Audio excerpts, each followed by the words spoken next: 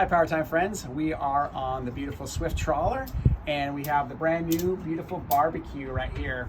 And essentially what we're doing is we are twisting this kind of leg on that fits right in this rod holder right here. And I'm gonna twist this really nice and tight.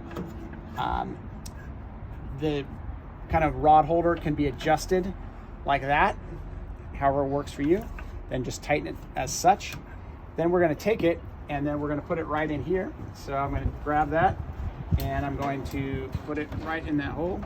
Come down a little bit, watch your head. Okay. And then what I'm gonna do is, if it's off kilter a little bit, what I'm gonna do is adjust the ball valve here, get it kind of where I want it and tighten it up. Okay. Then you can take this, I'm gonna put it upside down, push this aside, rotate it over, then I'm gonna screw in the propane bottle just like that.